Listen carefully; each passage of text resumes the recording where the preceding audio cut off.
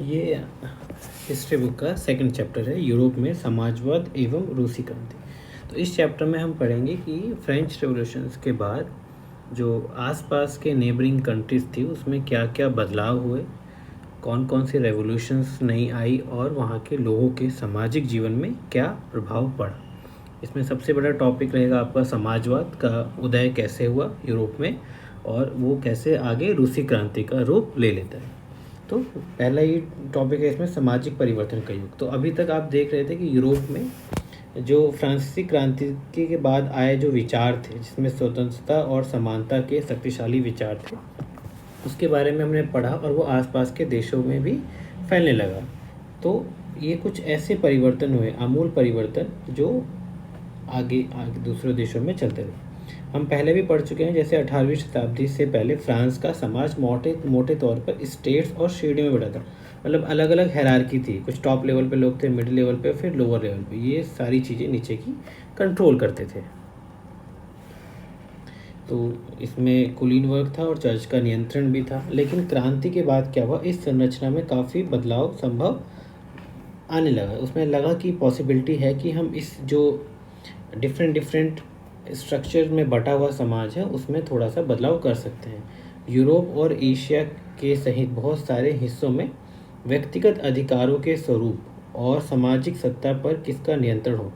तो दो बातें, ये व्यक्तिगत आधार मतलब पर्सनल राइट्स किस तरीके के हों, और सामाजिक सत्ता सोशल कंट्रोल किसके पास हो, इस पर चर्चा काफ़ी हुई। भारत में भी राजा राम मोहन राय और डेरोजियो ने फ्रांसीसी क्रांति के महत्व का उल्लेख किया। यहाँ भारत में दो लोग थे, राजा राम मोहन राय और डेरोजियो। उन्होंने बंगाल में इस क्रांति से आए हुए विचारों को लेकर चर्चाएं शुरू करी।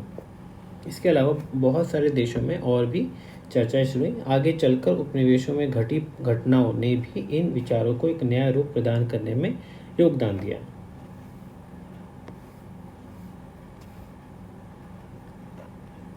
मगर यूरोप के सभी लोग आमूल समाज परिवर्तन के पक्ष में नहीं थे। अब यूरोप में सभी लोग फेवर में नहीं थे कि समाज एकदम से बदल जाए। तो कुछ लोग फेवर में थे, कुछ नहीं। वो हम आगे पढ़ते हैं। लोगों की अलग अलग राय थी। बहुत सारे लोग बदलाव के लिए तैयार थे, लेकिन वे चाहते थे कि वो बदलाव धीरे धीरे हो। तो इनको हम बोलेंगे, आगे जाके पता चलेगा। तो कुछ लोग चाहते थे कि ये बदलाव हो और कुछ लोग चाहते थे कि ये बदलाव धीरे धीरे हो। एक ऐसा खेमा मतलब ग्रुप जो समाज का आमूल पुनर्गठन जरूरी है, जो मानता था कि समाज को फिर से रीऑर्गेनाइज करने की ज़रूरत है। कुछ रूढ़ीवादी मतलब कंजर्वेटिव थे, तो कुछ उदारवादी थे जिनको लिबरल्स कहा जाता है, या कुछ आमूल परिवर्तनवादी मतलब जो बिल्कुल ही बदलाव करना चाहते थे, उनको हम बोलते हैं रेडिकल्स। समाधानों के पक्ष में थे। उस समय के संदर्भ में इन शब्दों का क्या मतलब था, हम अभी के संदर्भ में देखें, अभी के कॉन्टेक्स्ट में देखें तो इन शब्दों का मीनिंग थोड़ा सा अलग हो सकता है। लेकिन अभी हम 18वीं शताब्दी 19वीं शताब्दी में यूरोप में इन वर्ड का क्या मतलब था, इसके बारे में इस चैप्टर में पढ़ेंगे। इस अध्याय में हम 19वीं शताब्दी की कुछ महत्वपूर्ण राजनीतिक परंपराओं का अध्ययन करेंगे और देखेंगे कि उसमें परिवर्तन के संदर्भ में क्या असर डाला आगे आने वाले समाज में।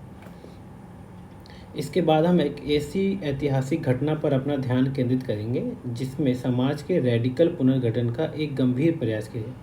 रेडिकल मतलब एकदम सडन चेंज करने का प्रयास किया गया। रूस की क्रांति हुई और फलस्वरूप समाजवाद 20वीं सदी का स्वरूप तय करने वाले सबसे महत्वपूर्ण और शक्तिशाली विचारों की श्रृंखला का हिस्सा बन गया। तो 20वीं शताब्दी में चेंज हुआ, उसकी शुरुआत में ही 1917 में रशियन रेवोल्यूशन हुई। ये एक काफ़ी बड़ा कारण बना कि आगे क्या बदलाव होगा। तो अभी हम इन सभी वर्ड का मतलब समझेंगे कि उदारवादी कौन थे, रेडिकल कौन थे, और रूढ़िवादी मतलब कंजर्वेटिव कौन से।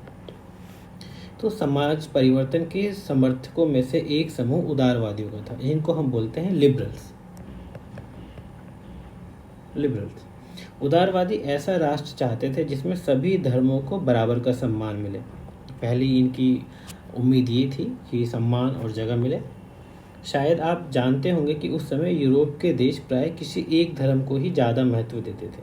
मतलब मेजॉरिटी रिलीजन तो आपका क्रिश्चियन ही था, लेकिन क्रिश्चियन में भी अलग अलग हिस्सों में बटा हुआ था। जैसे ब्रिटेन की सरकार चर्च ऑफ इंग्लैंड का समर्थन करती थी, ऑस्ट्रेलिया और स्पेन कैथोलिक चर्च के समर्थक थे। तो क्रिश्चियन में भी अलग अलग कैटेगरी यहाँ पर थी और कोई देश एक पर्टिकुलर कैटेगरी के लोगों को ही ज़्यादा सपोर्ट करता था।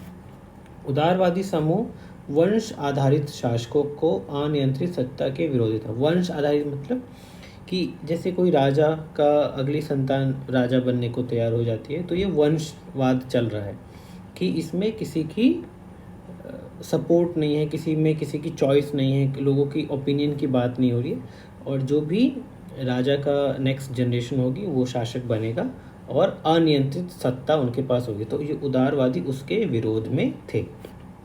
वे सरकार के समक्ष व्यक्ति मात्र के अधिकारों की रक्षा के पक्षधर थे, मतलब वो लोगों के जो पर्सनल राइट्स हैं उनके पक्ष में थे। उनका कहना था कि सरकार को किसी के अधिकारों को हनन करने या उसे छीनने का अधिकार नहीं देना चाहिए। उनके लिए सरकार ऐसी होनी चाहिए जो लोगों के अधिकार को छीन ना सके और उनके अधिकारों की सुरक्षा करे। यह समूह प्रतिनिधित्व पर आधारित, प्रतिनिधित्व मतलब रिप्रेजेंटेटिव, एक लोगों का ग्रुप हो और उसमें से वो अपना एक नेता चुने और उसके आधार पर सरकार के अनेक लोगों की चुनाव किया जाएगा। तो ये प्रतिनिधित्व आधारित एक निर्वाचित सरकार के पक्ष में थे। एक जो अफसरों के प्रभाव से मुक्त, जो शासक या मतलब राजा और जो उसके ऑफिसर्स हैं उनके इन्फ्लुएंस में काम ना करें, उनके प्रभाव से मुक्त हो। सुप्रशिक्षित न्यायपालिका द्वारा स्थापित किए जाए और कानून के अनुसार शासन कार्य चलाए। एक न्यायपालिका भी हो, जुडिशरी जिसको हम बोलते हैं, और कानून के अनुसार ही सारा काम किया जाए। पर यह समूह लोकतंत्रवादी नहीं था। अब हम अभी लिबरल्स की बात कर रहे हैं, उदारवादी लोगों की बात कर रहे हैं। वो डेमोक्रेटिक लोगों से अलग थे। किस तरीके से अलग थे? ये लोग सार्वभौमिक वयस्क अधिकार, जो हर व्यक्ति को वोट देने का अधिकार जो आप अभी के दौर में सुनते हैं, वो पहले नहीं था। डेमोक्रेट्स चाहते थे कि एक व्यक्ति एक वोट के बराबर हो, लेकिन लिबरल्स इसके फेवर में नहीं थे। जो उदारवादी थे वो सार्वभौमिक वयस्क मताधिकार के विरोध में थे।